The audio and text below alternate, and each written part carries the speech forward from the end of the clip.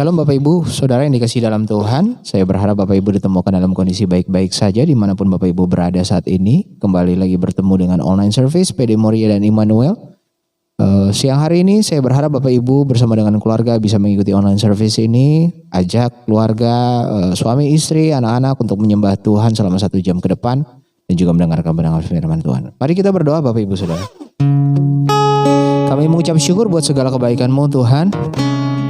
Kami rasakan dan kami percaya Engkau hadir di tengah-tengah kehidupan kami, berperkara bahkan berperang ganti kami Tuhan. Di tengah kondisi yang tidak pasti, tapi kami menemukan jawaban di dalam Engkau Tuhan. Terima kasih Bapa. Terima kasih Tuhan. Terima kasih Yesus dari hati kami yang paling dalam. Sebab kami sungguh yakin dan percaya tanpa-Mu Tuhan, kami tidak bisa bertahan dalam musim kehidupan ini Bapa. Terima kasih Tuhan, terima kasih Bapa. Maka dari itu siang hari ini kami angkat hati kami dan tangan kami untuk menyembah-Mu Tuhan. Ku angkat hatiku,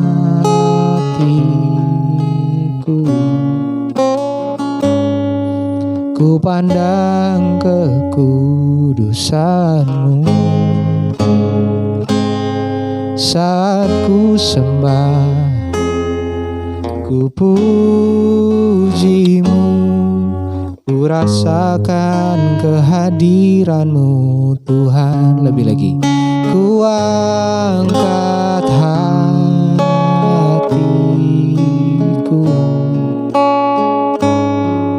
ku pandang kekudusan-Mu. Saat ku sembah, ku puji-Mu, ku rasakan kehadiran-Mu Tuhan. Mari bawa yang terbaik di hadapan Tuhan. Segala ucapan syukur-Mu siang hari ini, sembah Dia sebab Dia layak untuk terima setiap pujian kita. Saat ku menyembah-Mu, Roh-Mu bekerja. Saat ku memuji-Mu, Kau bertata di atas pujian. Lagi saat ku menyembah-Mu, Roh-Mu bekerja. Saat ku memuji-Mu, Kau berkata di atas pujian. Ku angkat hatiku, ku pandang kekudusan-Mu. Saat ku sembah, ku puji-Mu, ku rasakan kehadiran-Mu Tuhan. Lagi ku angkat hatiku, ku pandang kekudusan-Mu. Saat ku sembah, ku puji-Mu, ku rasakan kehadiran-Mu Tuhan. Saat ku sembah, ku puji-Mu, ku rasakan kehadiran-Mu Tuhan. Saat ku sembah, ku puji-Mu, ku rasakan kehadiran-Mu Tuhan. Haleluya, kami menyembah-Mu, oh Yesus Tuhan. ditinggikan namamu atas segala bangsa, karena kau layak disembah, layak dipuji, Yesus.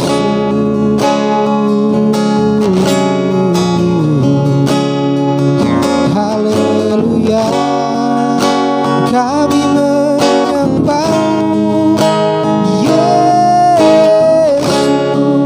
Oh Tuhan, haleluya, haleluya, Yesus. Kami berseru memanggil nama-Mu, Tuhan. Oh Bapa,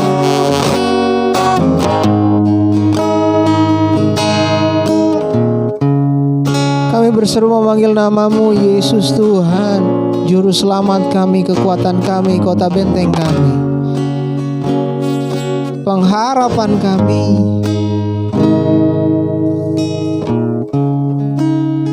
Nama yang segalanya bagi kami. Haleluya. Kami percaya apapun keberadaan kami, Tuhan, Kau sanggup memulihkan. Ajaib Kau Tuhan, penuh kuasa, sanggup pulihkan keadaanku. Dalam tangan-Mu seluruh hidupku tak akan goyah selamanya. Lebih sungguh ajaib Kau Tuhan, ajaib Kau Tuhan, penuh kuasa, sanggup pulihkan keadaanku. Dalam tangan-Mu seluruh hidupku takkan goyah selamanya. Mari angkat kedua belah tanganmu di hadapan Tuhan, dengan iman nyatakan, ajaib Kau Tuhan, penuh kuasa, sanggup pulihkan keadaanku. Dalam tangan-Mu seluruh hidupku takkan goyah selamanya, tak akan goyah selamanya, takkan goyah selamanya. Kami siapkan hati kami untuk terima benih kebenaran firman-Mu, Tuhan, yang akan meneguhkan kami, menguatkan kami, bahkan memulihkan kami. Terima kasih Tuhan Yesus. Di dalam nama Yesus kami sudah berdoa dan mengucap syukur. Bersama kita katakan amin. Shalom, apa kabar Bapak Ibu Saudara PD Moria Sinarmas dan PD Immanuel Smart Friend. Dimanapun Saudara berada hari ini, saya bersuka cita dan bersyukur kita bisa berjumpa walaupun masih secara online. Tetapi saya percaya bahwa Tuhan kita adalah Tuhan yang tidak bisa dibatasi oleh apapun. Waktu Saudara buka hati Saudara buat firman Tuhan punya kuasa yang sangat dahsyat untuk menjamah kehidupan kita, mengubahkan hidup kita. Nah, langit bumi akan lenyap, tapi firman Tuhan tetap tinggal kekal. Mari sama-sama hari ini kita akan lihat kebenaran firman Tuhan yang saya akan ambil dari satu kisah atau peristiwa yang sangat populer sekali di Alkitab.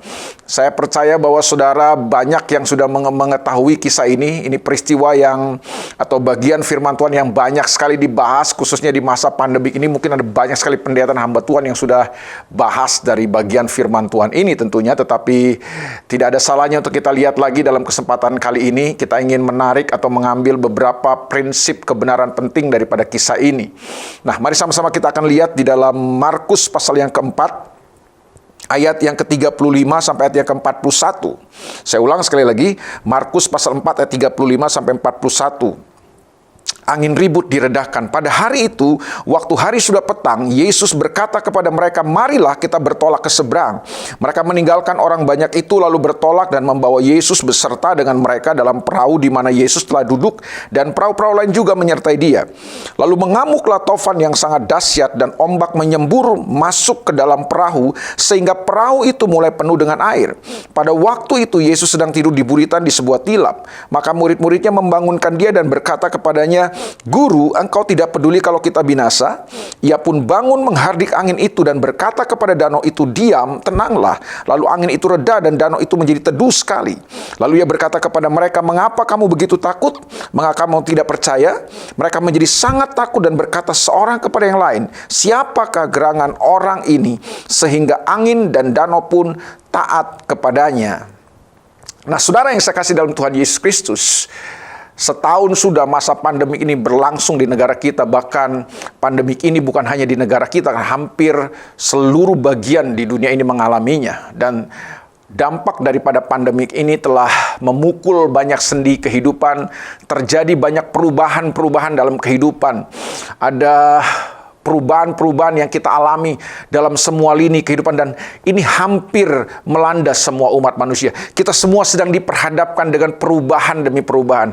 Ada transisi-transisi yang sedang terjadi dalam kehidupan kita, baik perubahan atau transisi di dunia pendidikan, di dunia bisnis, di marketplace, bahkan termasuk di dunia gereja sekalipun. Ada banyak yang berubah lewat pandemik yang berkepanjangan ini. Dampaknya telah membuat banyak sekali berubah. Kita harus berubah dari kebiasaan-kebiasaan kita. Kita harus berubah dari banyak hal, dari keadaan-keadaan kita. Ada orang-orang yang mulai terpukul mungkin income-nya, ekonominya, kehilangan pekerjaan, kehilangan orang-orang yang mereka cintai, dan lain sebagainya.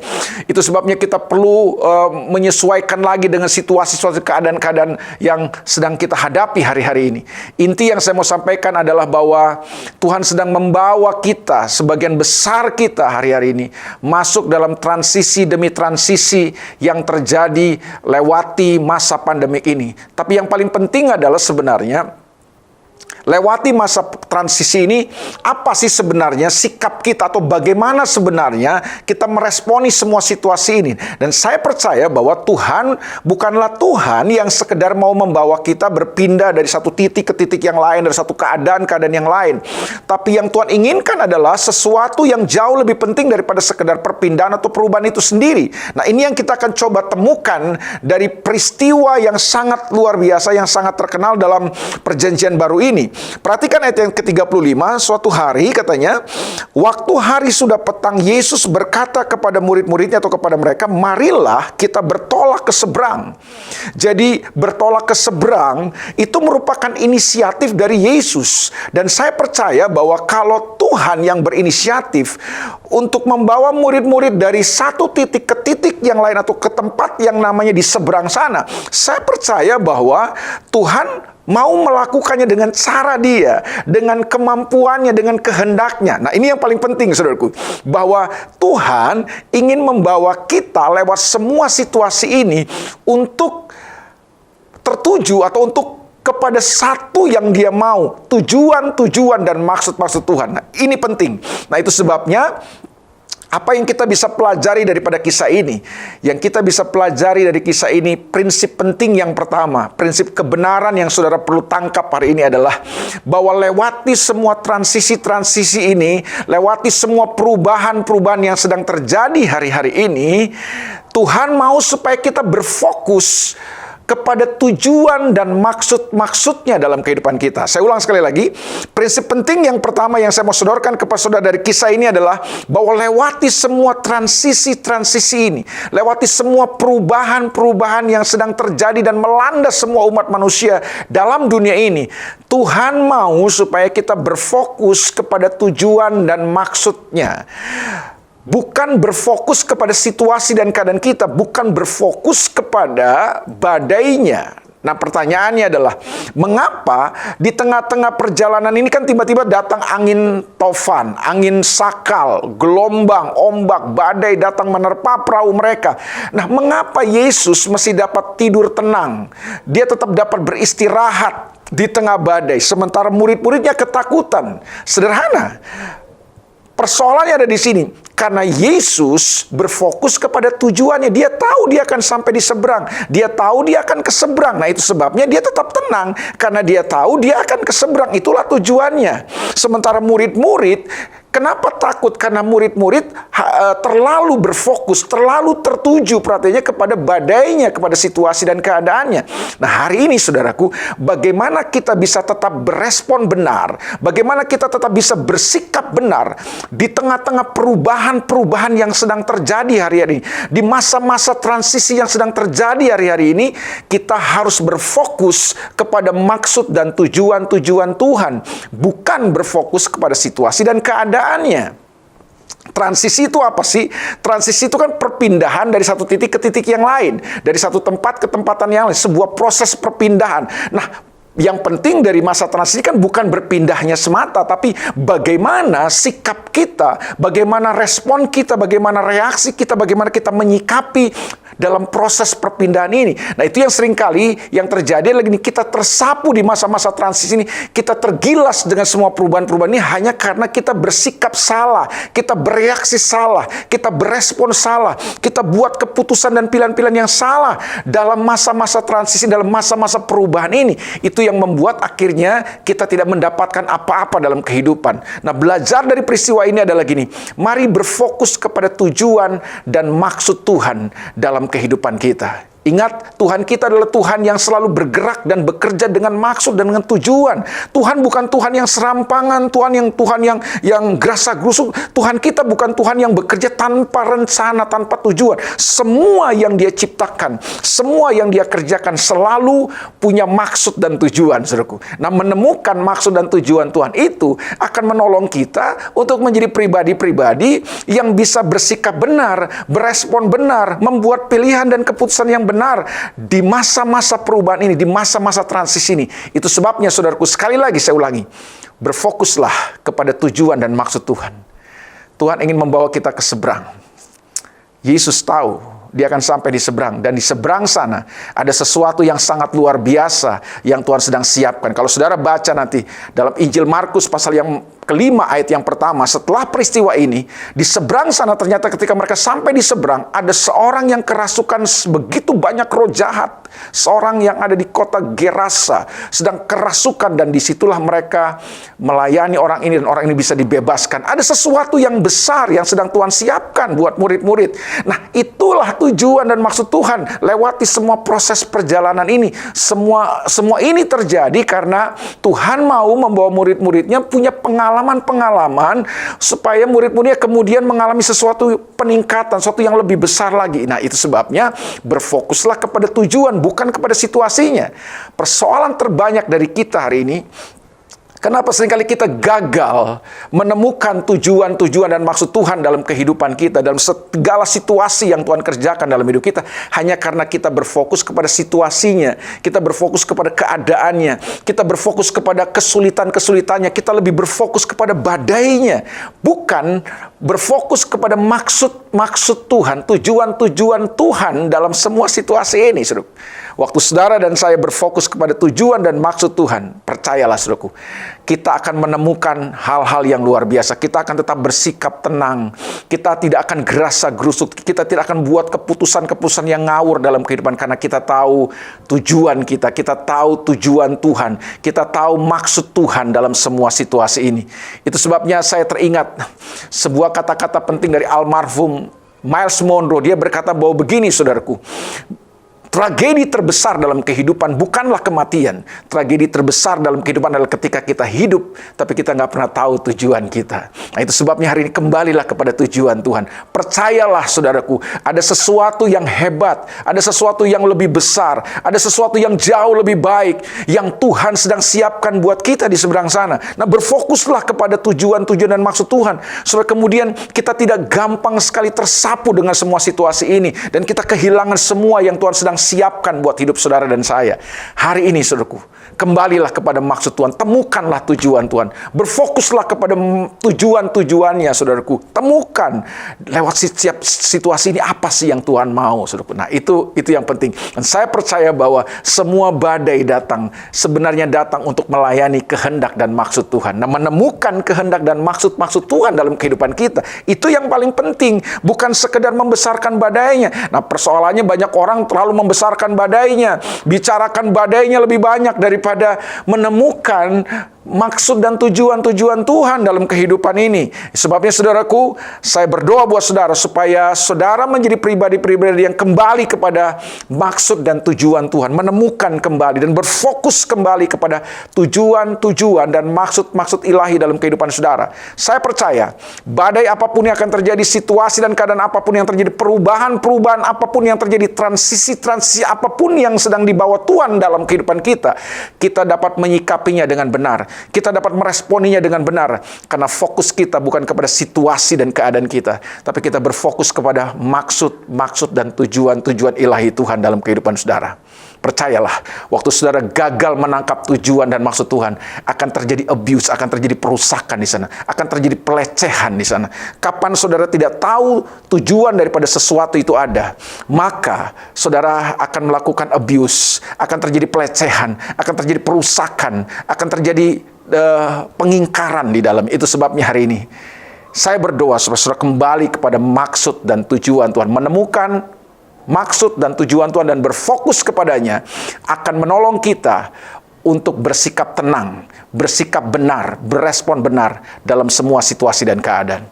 Prinsip yang kedua yang kita akan pelajari di kisah ini adalah bahwa di tengah-tengah situasi dan keadaan-keadaan yang penuh dengan perubahan hari-hari ini, di tengah-tengah transisi-transisi yang sedang Tuhan hadapkan dan Tuhan bawa dalam kehidupan kita, yang paling penting sebenarnya adalah bagaimana kita membangun manusia spiritualitas di dalam. Saya ulang sekali lagi, bagaimana kualitas manusia di dalam kita ini jauh lebih penting daripada apapun yang ada di luar kita. Nah, masalah terbanyak dari kita adalah kita terlalu perhatian kepada apa yang di luar, kita kurang membangun apa yang di dalam. Padahal yang di dalam ini yang jauh lebih penting daripada apa yang ada di luar kita. Manusia spiritualitas di dalam kita inilah yang jauh lebih dahsyat, lebih perlu diperhatikan daripada sekedar kita berfokus atau kita melihat situasi dan keadaan-keadaan kita. Hari ini saudaraku, kenapa dalam peristiwa ini saudaraku, murid-murid mengalami ketakutan yang luar biasa? Kenapa murid-murid mengalami kekhawatiran dan mereka harus teriak-teriak? Kenapa saudaraku? Justru karena di sini persoalannya, mereka punya kualitas manusia di dalam mereka yang kurang. Siapa murid-murid ini? Murid-murid, kita sama-sama tahu sebagian besar murid-murid Yesus adalah orang-orang yang tidak asing dengan pelayaran, dengan penyeberangan di danau, menghadapi angin, badai, ombak. Mereka ini mantan nelayan. Mereka adalah tadinya seorang fisherman, seorang nelayan, seorang yang biasa menghadapi semua situasi itu. Apakah mengarungi danau sesuatu yang asing buat mereka? Tidak. Tapi hari itu mereka mengalami ketakutan yang sangat luar biasa. Karena ini persoalannya kan. Karena badai ini bukan menyerang skill dan pengetahuan mereka. Badai ini tidak menyerang pengalaman mereka sebagai seorang nelayan, tetapi badai ini sedang menyerang manusia di dalam mereka, spiritualitas mereka. Nah, itu Yesus tunjukkan kepada mereka ketika Yesus bangun dari tidurnya, lalu dia menghardik badai itu tenang, lalu Yesus berkata kepada murid-muridnya, "Mengapa kamu takut? Mengapa kamu tidak percaya?" Persoalan murid-murid ada di situ. Persoalan murid-murid bukan karena mereka kurang skill, kurang pengetahuan. Bukan. Tapi persoalan murid-murid kenapa mereka menjadi takut ketika mereka menghadapi badai itu? Karena mereka tidak punya kekuatan manusia di dalam mereka. Mereka tidak percaya. Tidak percaya itu kan bicara di dalam manusia spiritualitas mereka. Yang rapuh, yang lemah, yang gak berbobot, yang gak berkualitas. Itu yang membuat akhirnya mereka bereaksi keliru dalam kehidupan. Mereka berespon salah dalam kehidupan. Mengapa? Karena manusia di dalam mereka lemah. Yesus tunjukkan persoalan mereka. Persoalan kamu bukan masalah skill dan pengetahuan bagaimana cara kamu menghadapi semua situasi pelayaran ini. Tapi masalah kamu adalah kamu punya manusia spiritualitas yang sangat rapuh. Sadarkah saudara? Ketika kita punya manusia spiritualitas kita rapuh, maka kita akan punya mentalitas yang rapuh. Waktu mentalitas kita rapuh, kita akan jadi orang-orang yang tidak tough, tidak tangguh menghadapi situasi dan keadaan. Jangankan badai yang kencang, angin kencang, angin bertiup sedikit saja, kita bisa tersapu. Mengapa? Karena kita tidak cukup punya kekuatan. Selalu di Alkitab idenya seperti itu. Kekuatan itu ada di dalam kita. Jika kamu lemah, jika kamu tawar hati pada masa kesesakan, kecillah kekuatan. Jadi kekuatan bukan ada di luar. Kekuatan hidup kita, bobot kehidupan kita, kualitas kehidupan kita, itu ada pada manusia di dalam kita. Manusia batinnya, manusia rohani kita, manusia spiritualitas kita. Kapan spiritualitas saudara lemah? Saudara akan menjadi orang yang lemah. Kapan spiritualitas saudara rapuh, saudara akan menjadi orang yang paling rapuh dalam kehidupan. Tampang saudara boleh sangar, tampang saudara boleh maco, tapi kalau spiritualitas saudara lemah, saudara akan tetap lemah menghadapi semua situasi keadaan hidup saudara. Itu sebabnya hari ini, milikilah, bangunlah manusia yang di dalam saudara. Itu sebabnya kalau saudara perhatikan, di ayat yang ke-38 sampai 40, mereka mengalami ketakutan. Dan Yesus tunjukkan itu kepada mereka. Tapi di ayat 41 sudah lihat, mereka menjadi sangat takut dan berkata seorang kepada yang lain, siapakah gerangan orang ini sehingga angin dan danau pun taat kepadanya? Saudara, ketakutan mereka di ayat 38 sampai ayat 40 itu sangat berbeda dengan ketakutan mereka di ayat 41. Ketakutan mereka di ayat 38 sampai ayat 40 itu ketakutan mereka takut mati, saudaraku. Tapi di ayat 41 ada sebuah ketakutan yang berbeda. Jadi transisi-transisi yang sedang terjadi dalam kehidupan kita, saya percaya akan Tuhan pakai untuk mengadakan sebuah transformasi dalam diri kita. Nah, itulah yang dikerjakan Tuhan buat murid-muridnya. Lewat badai itu, Tuhan mengubah rasa takut mereka di ayat 38, 39, dan 40 diubah menjadi sebuah ketakutan yang ilahi. Rasa takut yang berbeda, saudaraku. Takut bukan takut mati lagi, tapi takut kagum, takut hormat, takut respek kepada Tuhan. Nah, kekaguman akan Tuhan inilah, saudaraku. Rasa takut akan Tuhan ini, rasa hormat kepada Tuhan inilah yang membuat murid-murid bertumbuh dalam sebuah pengenalan yang berbeda kepada Tuhan. Nah, inilah kuncinya sebenarnya. Dan saya percaya Tuhan ingin menggunakan semua situasi kita hari ini untuk membawa kita mengalami sebuah transformasi. Saya berdoa supaya masa-masa transisi dan perubahan-perubahan ini bukan hanya sekedar kita lewati, tetapi sungguh-sungguh mengerjakan buat kita sebuah perubahan manusia di dalam. Banyak orang cuma ingin melihat perubahan di luar. Banyak orang cuma sekedar ingin melihat badainya jadi teduh. Tapi buat saya bukan hanya badainya teduh sebenarnya yang paling penting. Tapi apakah yang terjadi dalam diri kita? Ada perubahankah yang terjadi dalam diri kita? Itu yang paling penting. Nah, murid-murid mengalami transformasi bukan sekedar substitusi. Saya berdoa supaya transisi-transisi yang sedang Tuhan kerjakan dalam hidup kita. Saya tidak tahu transisi-transisi apa yang sedang terjadi dalam hidup saudara. Tapi percaya lewati semua transisi-transisi ini, Tuhan ingin mengerjakan transformasi dalam kehidupan kita. Apa itu transformasi?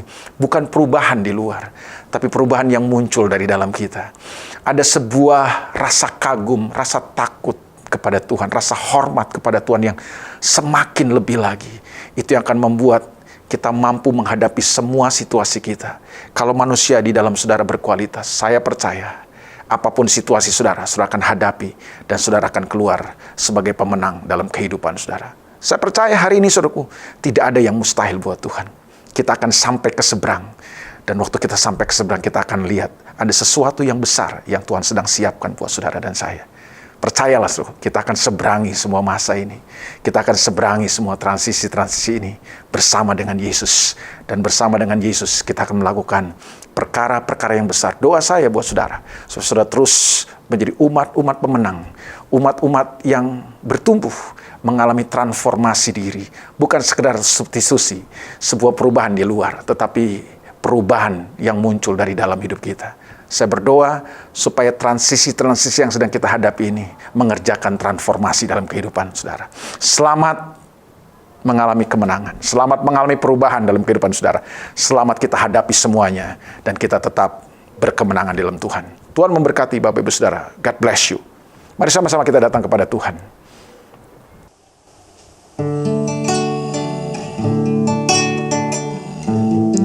Makasih Tuhan.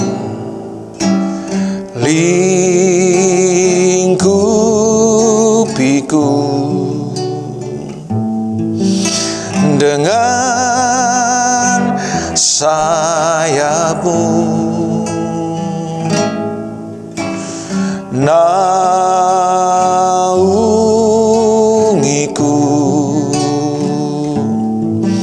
dalam kuasa-Mu.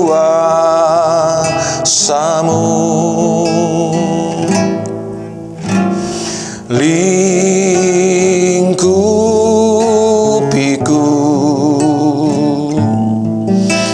dengan sayap-Mu. Naungiku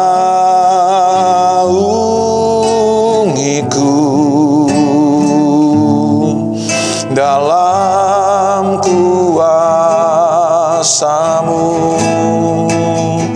Di saat badai bergelora, ku akan terbang bersama-Mu.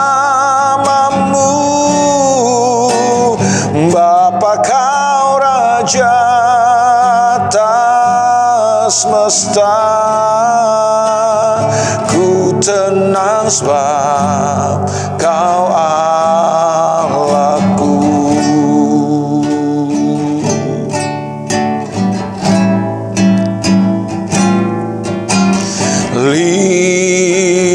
Lingkupiku dengan sayap-Mu. Naungiku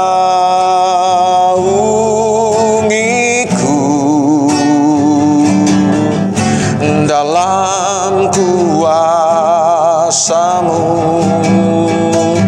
Di saat badai bergelora, ku akan terbang bersama-Mu. Bapa, Kau Raja atas semesta, ku tenang sebab Kau Allahku.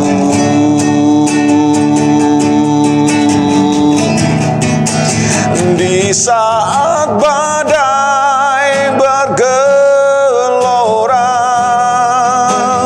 ku akan terbang bersama-Mu. Bapa, Kau Raja atas semesta, ku tenang sebab Kau Allahku. Ku tenang sebab Kau Allahku. Ku tenang sebab Kau Allahku.